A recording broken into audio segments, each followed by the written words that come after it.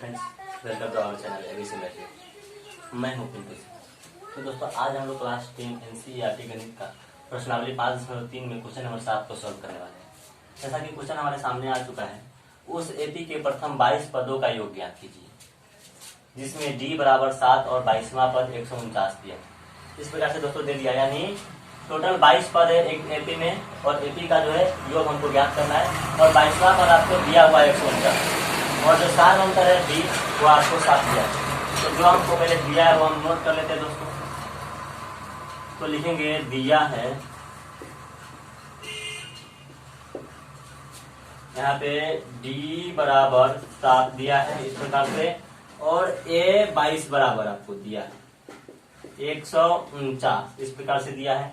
आप ए 22 को ए plus 21 D लिख सकते हैं, बराबर आपको 149 दिया है, या ए का मान नहीं पता है तो छोड़ देंगे, प्लस 21 गुने डी का मान जो हमको यहाँ पे दिया है वो यहाँ पे हम पुट करते हैं, तो 7 हो जाएगा बराबर 149 हो जाएगा इस प्रकार से। या ए प्लस 21 से 7 में गुना करेंगे दोस्तों, तो 7 21 7 और 7 दूना 14, इस प्रकार से 147 प्राप्त हो जाता है, यानी 149 हो जाएगा बराबर में।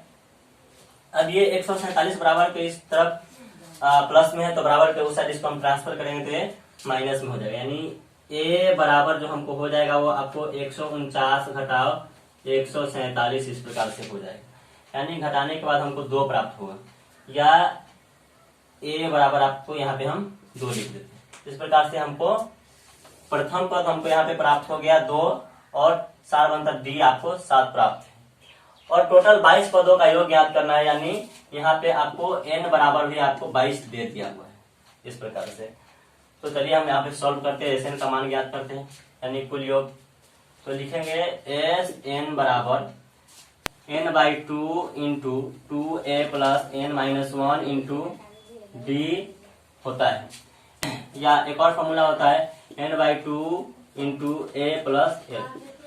यहाँ पे आप दोनों फॉर्मूला का इस्तेमाल कर सकते हैं, क्योंकि यहाँ पे n और a n d ये सब के सब यहाँ पे प्राप्त है, या फिर आप इसमें से इस फॉर्मूला का भी इस्तेमाल कर सकते हैं, जिसमें n का मान हमको पता है, a का मान भी पता है, और l यानी अंतिम पद 149 हमको यहाँ पे दे दिया हुआ है।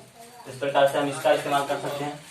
तो आइए हम छोटे वाले फॉर्मूला का इस्तेमाल करके ही हम इस सवाल का हल निकालते हैं। n का मान जो है हमको दिया हुआ है 22, तो 22 लिख देंगे बटे 2, इंटू a का मान जो हमको प्राप्त है 2, तो 2 लिख देंगे, और प्लस l का मान जो हमको प्राप्त है वो 149 है, तो 149 लिख देंगे। इस प्रकार से हो जाएगा। इसको काटेंगे तो 11 बार में कट जाएगा दोस्तों, तो लिखेंगे 11 गुने इस दोनों को जोड़ेंगे तो 151 हो जाएगा इस प्रकार से। अब इसको हम गुना कर देते हैं दोस्तों, तो 11 इकाई 11, 11 पचे 55, और 1 56 के 6 हासिल 5, और 11 इकाई 11 और 5 16, यानी 1661 हमारा जो है योग हो जाएगा। तो लिखेंगे अतः उपर्युक्त कथन से हमें जो एपी प्राप्त होगा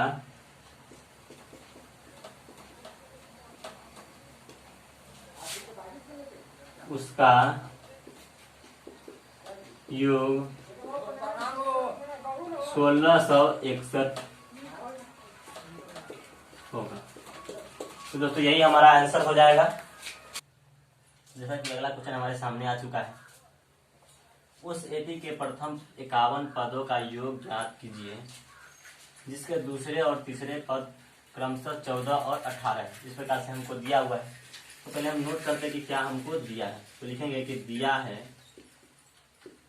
आपको दिया है a दूसरा पद यानी a2 बराबर आपको दिया है 14, इस प्रकार से दिया है, और तीसरा पद 18 यानी a3 बराबर आपको 18 दिया है। तो इसको हम पहले लिख लेते हैं, a प्लस डी इसको आप लिख सकते हैं, दूसरा पद को a प्लस डी आप लिख सकते हैं बराबर 14। इसको हम समीकरण 1 कर देते हैं, और तीसरा पद जो आपको दिया है वो 18 है, यानी a3 बराबर आपको दिया है 18 इस प्रकार से। तो a प्लस 2d बराबर आप 18 लिख सकते हो। इसको हम समीकरण 2 बना देते हैं। अब यहाँ पर लिखेंगे कि समीकरण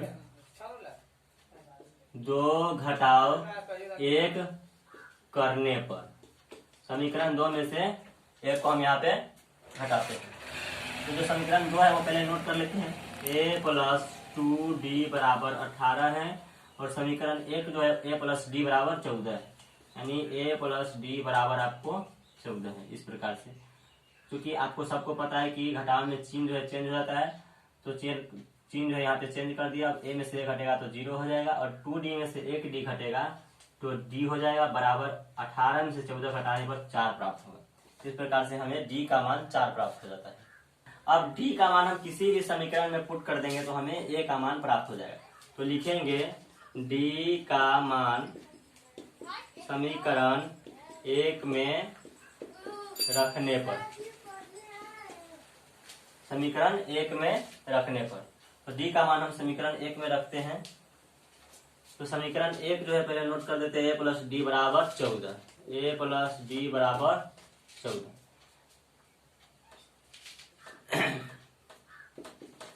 अब a का मान हमको पता नहीं तो छोड़ दिए, और प्लस d का मान जो हमको आया है 4, उसको हम यहाँ पे डालते हैं, बराबर 14, यानी a बराबर जो होगा वो 14 और ये प्लस में 4 है बराबर के उस इसको हम ट्रांसफर कर दे रहे हैं,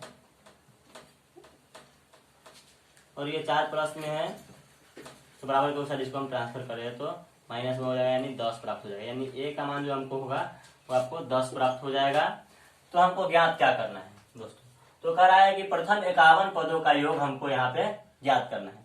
तो लिखेंगे s 51 बराबर n/2 × 2a + n-1 × d। ये हमको सूत्र है। यहाँ पे n के जगह पर हमको 51 हो जाएगा बट्टे 2 × 2 गुने a का मान हमको यहाँ पे 10 प्राप्त हुआ है तो 10 लिख देंगे, और प्लस n का मान फिर से 51 यहाँ पे डालेंगे, घटाव 1 और गुने d का मान जो हमको आया है 4। यहाँ पे d का मान जो आया है वो 4 है तो 4 यहाँ पे हम पुट कर दिए, बराबर यहाँ पे चूंकि 51/2 नहीं कटेगा तो 51/2 ही रह जाएगा, और 2 से 10 में गुना होगा तो 20 हो जाएगा, प्लस 51 में से 1 घटेगा तो यहाँ पे 50 हो जाएगा, गुने ये 4 है d का मान जो 4 यहाँ पे लिख देंगे। अब बराबर में हो जाएगा 51/2 और इंटू 20 और प्लस 50 से 4 में गुना होगा तो 200 हो जाएगा, बराबर हो जाएगा 51/2 और गुने 200 और 20 को जोड़ेंगे तो 220 आपको आ जाएगा। 2 से इसको हम काटेंगे तो 110 बार में कट जाएगा। इस प्रकार से अब यहाँ पे हम गुना करते हैं तो यहाँ पे 1 0 हो जाएगा, 11 1 11 और 11 × 5 = 55 और 1 56। इस प्रकार से 5610 जो हमारा यहाँ पे 51 पदों का योग हो जाएगा। तो यही दोस्तों हमारा आंसर हो जाएगा। तो दोस्तों उम्मीद है कि हमारे द्वारा किया गया सॉल्यूशन आपको पसंद आया होगा। तो वीडियो को लाइक कीजिए, कमेंट कीजिए और दोस्तों में शेयर कीजिए, और हमारे चैनल को सब्सक्राइब कीजिए, साथ में घंटी का बटन दबाइए ताकि अगला वीडियो आप तक सबसे पहले पहुंचे। धन्यवाद।